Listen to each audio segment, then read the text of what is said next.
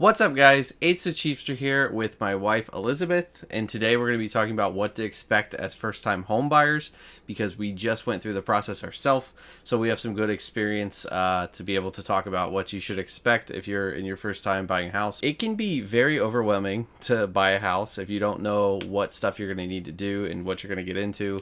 It is definitely a long process of stuff that you need to make sure you take the right path and do the right things. But really, once you know what you're doing, it's not too bad of an experience.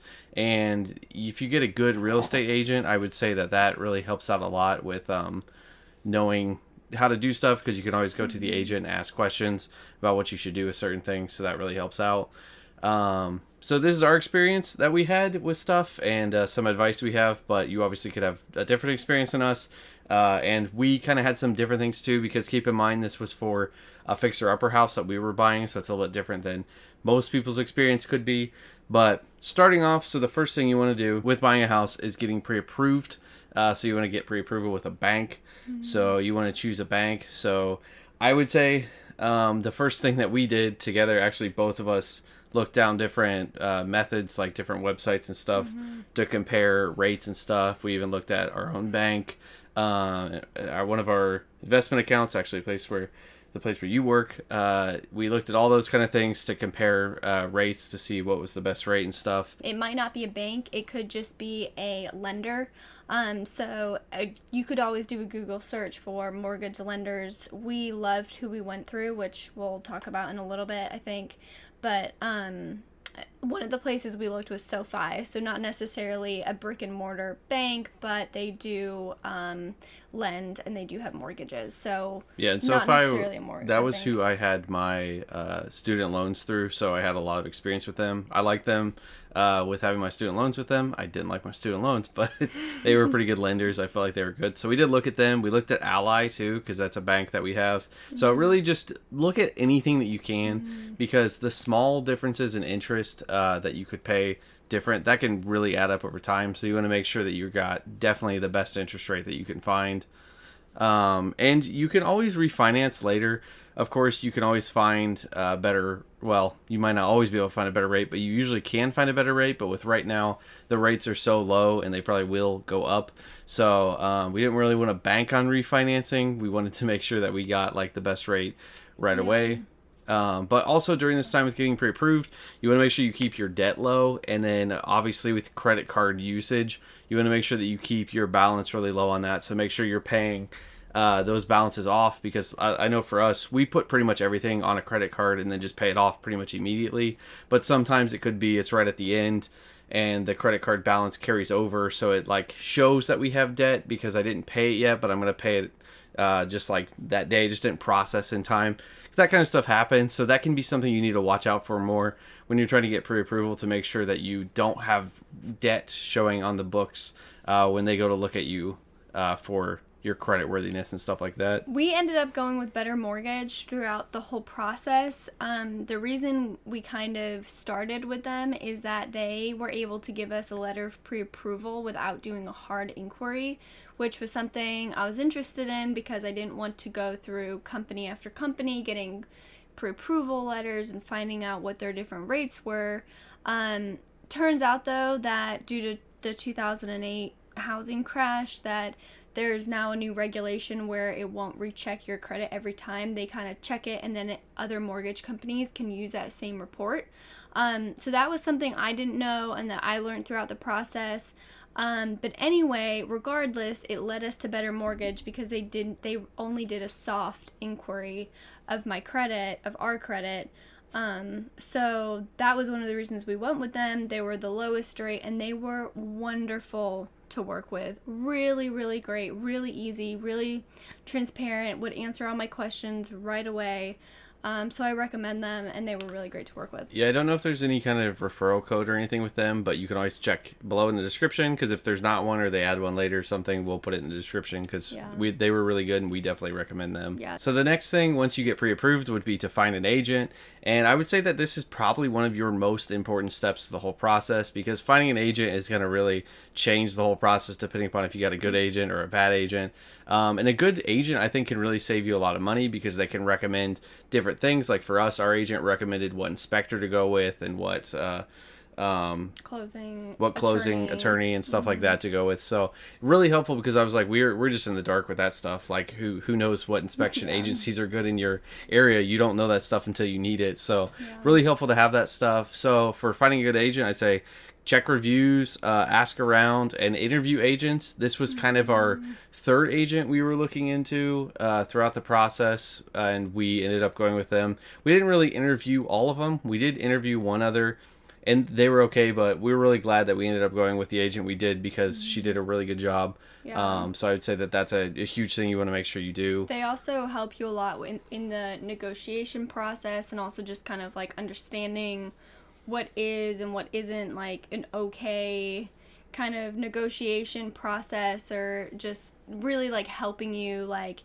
know what lanes you're in and what room you have to like even talk about things, and just kind of get your head on like straight. I feel like she was really good with things like that. Yeah, I think they can be really good to help settle you down too when it's your first time, to like understand what's going on, to not get worried about certain things, and to kind of tell you what's important and what's not important. And the other reason I would say to make sure you get a good real estate agent is because this is something that I don't really like about the whole system of real estate agents, but they all cost the same, because they're all going to get the same commission from you. So this isn't a situation where you can shop around and get a better price for somebody who's going to do maybe not as good of a job but still get the job done. You're going to pay the same price regardless of who you go with, so there's no point in not going with whoever the best person is in your area. That's really what you should do. As long as they're going to give you the time and be available for what you need, I think that that's what's really important. And I will say here too, you've probably seen real estate agents on TV. I know HGTV, there's always the agents where they take you around and show you all the houses, and they do all the searching and all this stuff. That's not how this works. That was definitely a big surprise to me, kind of understanding how the whole process works, because really it's not like they are searching out the house for you. They will put you in listings and like help you have search results that'll come up, and they'll send you like with their software to find stuff. But really they're kind of out of it until you come back to them and say, hey, I'm interested in this house, I want to tour it or something. But other than that, it's pretty much on you. So I would say that that was a big thing that I wasn't completely expecting, but that's more what it is. We just went to her with like, hey, this house is interesting to us, can we go see it?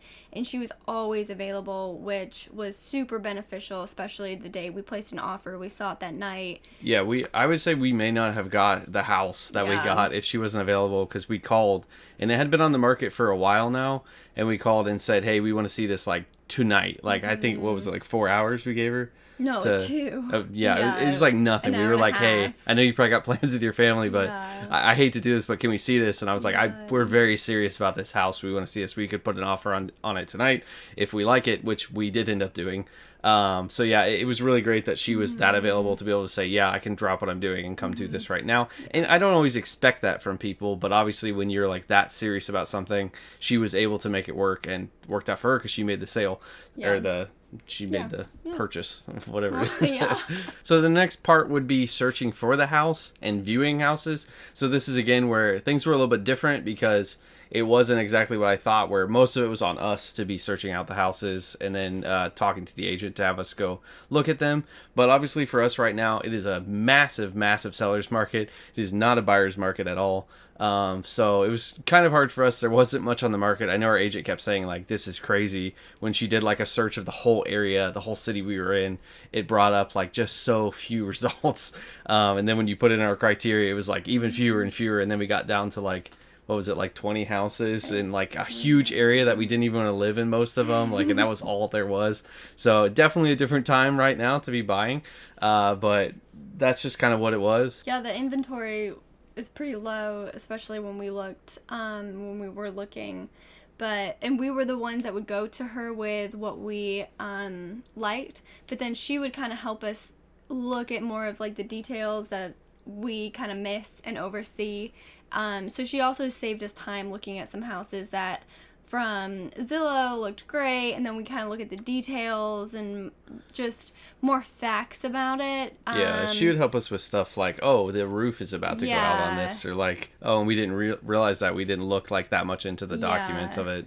So she would help with that stuff, but and save us time too. And in areas like that. Yeah, but it was a hard time for us looking for a fixer-upper because we couldn't really be super picky. We had to kind of just pick what we were going to pick. And actually, one of the houses I was kind of liking was not at all a fixer-upper. I mean, there was a few things we could have done to it, but it was just there were so few things, and we needed to get a house pretty quickly that I was kind of just like, I don't know, we'll just figure out what we get right now. But yeah, so the whole process of that was just we used the agent software that they gave us, which was not the greatest, but it had like what we needed on it. It had some bugs.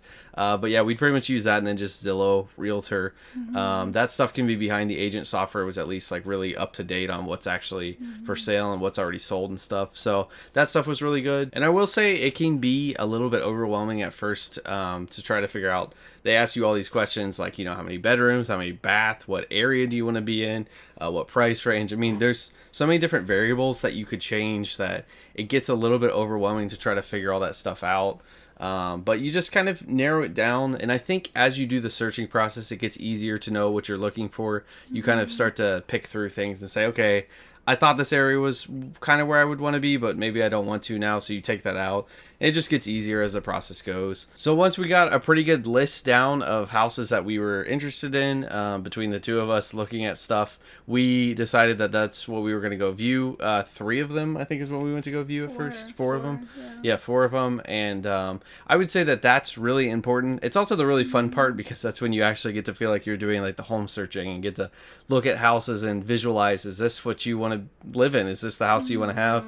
But I think viewing was really important because it definitely changed our mind on certain things that we thought, okay, this house looks pretty good, like in a 2D website, but then you get there and you're like, what in the world? Like one house that we saw, I know I liked the way it kind of looked online, but then you get there and I was like, this house is the most like maze-like disconjoined thing I've ever seen. I don't even know where I am half the time I'm in the house, which our house that we bought is a little bit like that, which was good because we can fix it. But this one was like, there wasn't much fixing it. It was just so weird and spread out. So you wouldn't have seen that stuff really until you get there and you walk through it and then you're like, oh, this is not really what I want. Yeah, also something we did was we found 2 houses that we really liked, but they weren't in the area that we ideally wanted. And then we found 2 houses that were in the area we really wanted, but weren't necessarily what we were looking for in terms of a house. And that was really eye-opening because you kind of think you can compromise on one or the other. So either way you go, I think it's kind of important to look at both because sometimes it could be your ideal house, but it's not in the location. Or it's in the ideal location, but you're like, I cannot come home to this every day. That's pretty much what you're always going to get. Yeah. It's very hard to find exactly what you want, which we ended up doing somehow, which was crazy. But it's very hard to get that lucky with finding a house. But I would encourage people just to kind of be open to going and looking at houses, even if it might not be like the granite that you want or something else, because you could go there and just be completely changed by the environment or whatever it may be. Yeah, and the house that we ended up going with was not any of the 4 houses we saw right at the beginning. So, because we saw those 4 and we kind of were like, okay, none of them really were what we were looking for. Yeah. There were a few of them or 2 of them we were like, okay, these could work, but it really isn't what we wanted. But that really showed us a lot. So definitely make sure you go view houses. That's a huge thing. And that's what you're paying your agent for anyway, is to go show you these properties. That's why they're getting paid. So definitely take advantage of that. All right. So from there, then it was getting into making an offer once we saw our house that one day, right after we saw it online saying, let's go view it. We decided to make an offer. So we found the house, pretty much went and viewed it and made an offer all within like 24 hours. Yeah. Actually, I think the offer got accepted within 24 hours too. So everything was so super quick for us, which was great. We didn't have to deal with a lot after that. Or with negotiating and all that kind of stuff at the beginning, which I would say that this was all probably the scariest part of the process because they did come back to us right at the beginning and said they had some other offers. So to submit our best offer if we wanted the property, and that's never what you want to hear. And I think in the end, it was probably just a game to get us to put our best offer forward, which, whatever. It's trying to get the most money they can. But it's definitely the scariest part because you start to be like, I want this house so bad. And you feel like they could just play you and get you to pay a bunch of money. But I would definitely say you want to make sure that you keep everything in perspective on the fact that they want to sell the house too. You know, you're not the one who's the only vulnerable one here too. They want to also sell the house. So you want to keep that in mind and make sure that you're doing pretty good negotiating. Also, this is where the agent comes in strongly to help you understand, you know, what the best tactics are to negotiate to get the price that you want here, to really help you out with that stuff and kind of make you feel a lot better with it. But I will say I hated this part because you have to negotiate indirectly, which I don't mind negotiating. I do a lot of it on my eBay, negotiating with people on prices. But when you're negotiating through our agent, through their agent to them, it's like just a game of telephone, and it makes it really hard to know, like, okay, what are they looking for? Like, can you read kind of how they're acting about selling the house? Or do you feel a little bit more panic that they're trying to sell it quickly and you could get a better deal? You can't really get that kind of stuff. So I didn't like that as much, dealing with that, but it's really hard just knowing like what everyone's thinking when you haven't met them yet. Same with us. They don't know that about us, which is kind of good, because they didn't know how much we wanted the property. So it kind of has its pros and cons to both. But also, our agent was really good at asking us questions, so we weren't getting caught up in like the emotion of placing an offer and, oh, someone else might be, so we should definitely go higher and all of this stuff. But just staying in our comfort zone. What are we willing to pay for this house? What would we be happy walking away with? And so those kind of questions, and just to kind of make you grounded and thinking about all of those details, was really helpful, because it is very overwhelming, especially when it's your first house. So that was really beneficial, and something that I was very appreciative of our realtor, because who knows what we would have done if we were left to our own like minds and emotions that night. And I would say you just want to try to be reasonable on what you're offering too. Every market's going to be different, so obviously you could have a market where a house price could actually mean, no, there's going to be a bidding war above that, and you're going to pay more. And another thing to keep in mind is definitely the time that the house has been on the market, because for us, I think the house had been on the market for like 45 days. Is that right? Yeah, something like that. It's a long time for our area. The houses were like selling within 24 hours in most areas. So this was a very long time on the market. So we could really take that into consideration and say, okay, the sellers are probably getting a little bit panicked. We can get a better price. So that really helped us out. And in the end, we did get a much lower price than what it was asked for. So we were really happy with that. And I think we could have maybe gone a little bit lower than what we took, because they accepted our offer immediately. They didn't even counter us, which I think we probably could have gone a little bit less, and then maybe they would have accepted that too. But you know, in the end, it's like our agent said, we were very happy to pay what we ended up paying, so we just take it as a win that, you know, we got the house and we didn't have to fight anyone else over it. The moment we got notified that they'd accepted our offer was just like, we were in disbelief. It seemed too easy. I was like, wait, what about the whole back and forth and counter offer and stuff? Yeah, like the market's so hot and like all this stuff. What happened to those other offers you were getting? Like, we also had friends buy a house pretty close to us, and they mentioned that they wrote a letter. And so we decided to also, and just explaining how much we love the house and the area and different things. And they told us, we don't know if this is true, but apparently they said that that's what sealed the deal.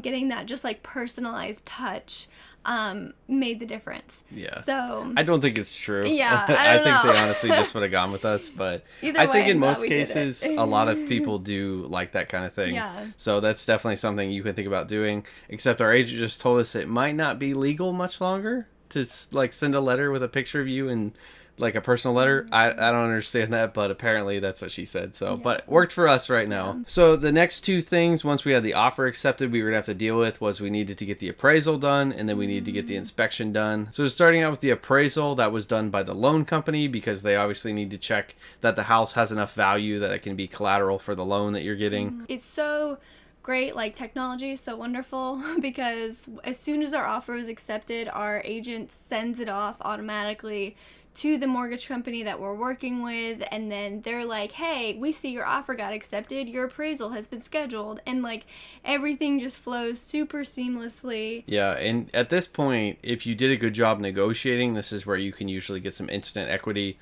on the appraisal, which we did. We actually got like $5,000 over appraised for what we actually paid on the house. So that's just a really awesome thing to be able to be like, okay, we bought the house, or well, we haven't finished buying it yet, but the price we're buying it at, we already own $5,000 in extra equity on top of like the money we're paying.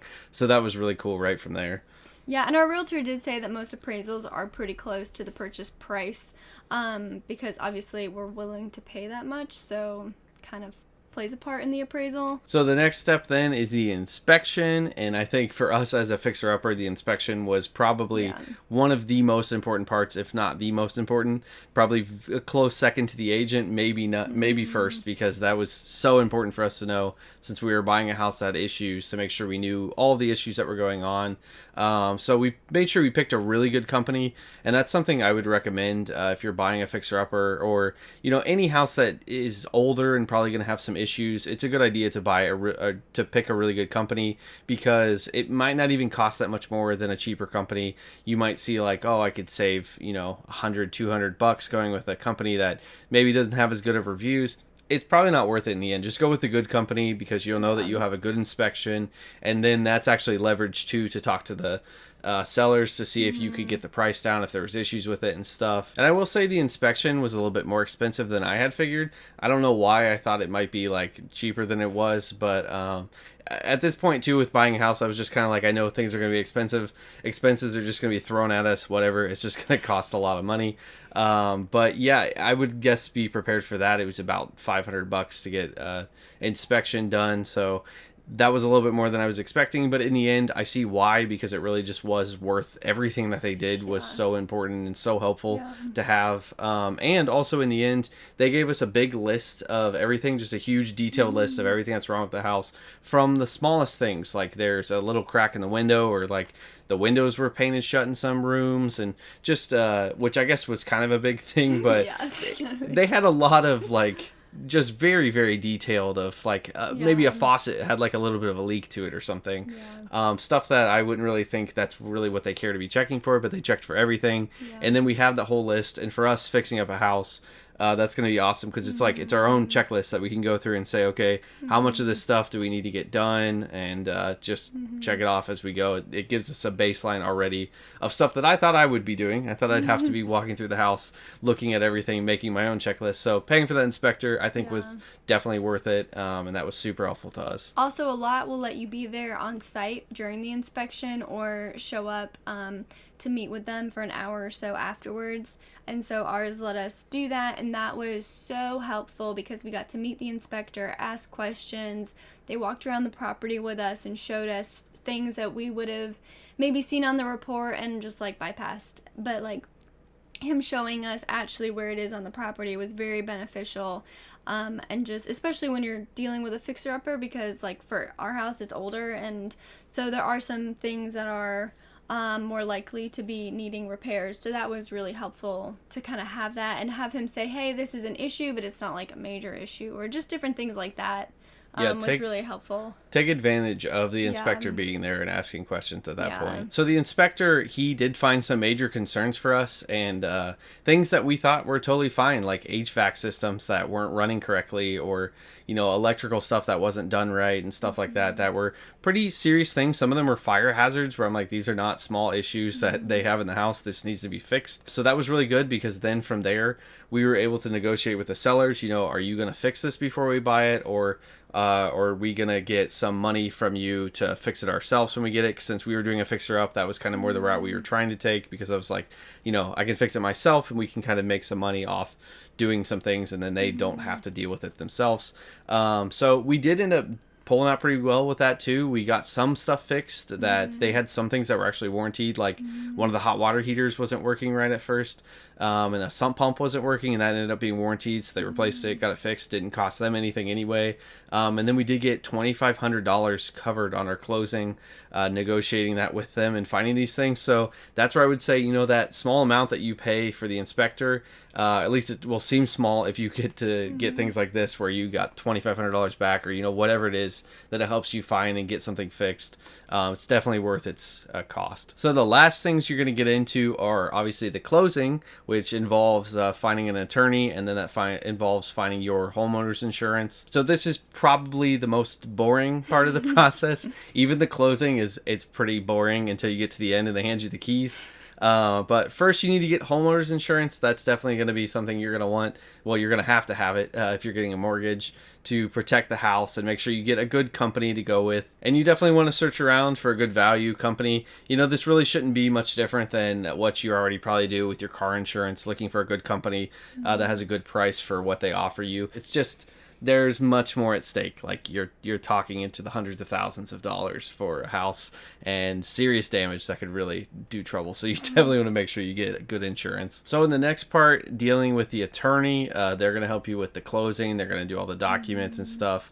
They'll do all the checks too on the property to check for tax liens and different things that there could be issues with the property. And then they'll be the ones that transfer everything over so that you're actually the one buying the house and then filing all the documents for you. So it's a pretty important job. Obviously, they need to do it right, so you need to go with a good company. I don't think you need to go with like a crazy good company for this, because if they're an attorney, they should be doing things right. I mean, that's pretty much, attorneys are expensive or just because sue them. Yeah. Yeah, I'm sure suing an attorney will be very easy.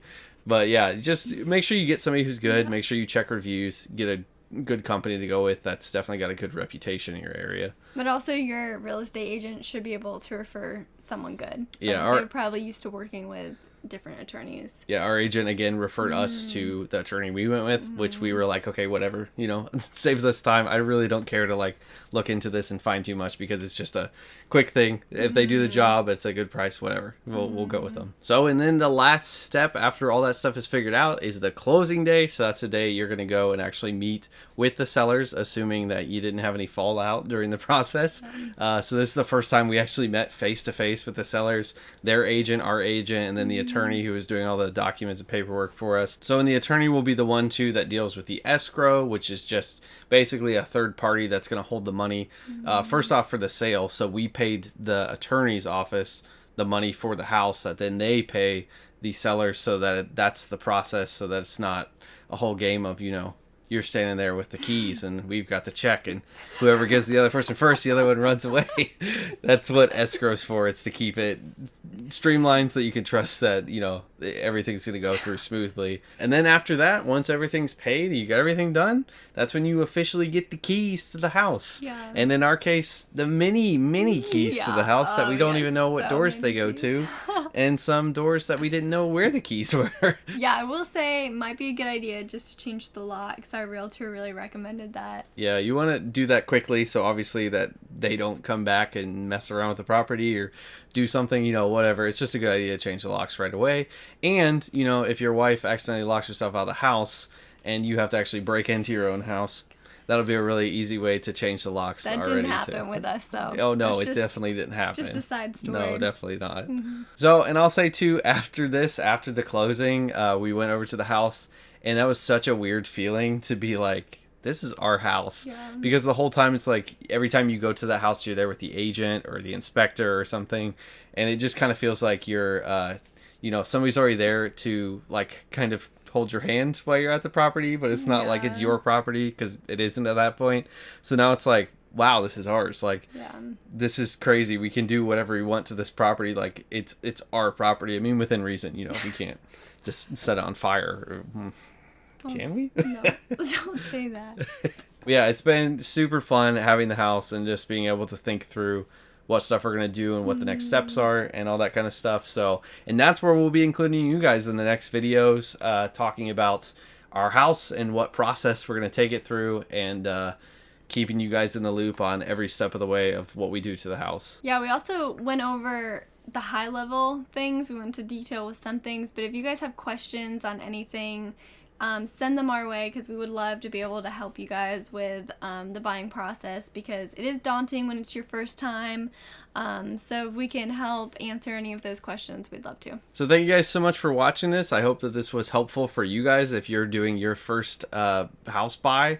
Let us know. Let me know down in the comments what's going on with you. If you have any questions, let me know down in the comments, and we'll do our best to answer them as much as we can. Obviously, we've only bought one house, and we just did it though, so it's fresh in our minds. So we should be able to help you out whatever we can. So if you guys like the video, go ahead and do the cheapest thing you can today. Tap that like button. Also subscribe to the channel for more stuff about our house and keeping up with our fixer-upper. So thank you guys so much for watching, and remember, stay cheap. Unless you're paying for an inspection, because then don't stay cheap. Get a good one. Make sure you get a good inspector.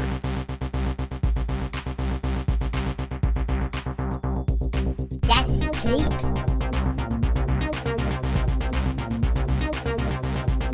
You still haven't subscribed? Oh my god, come on, what are you waiting for?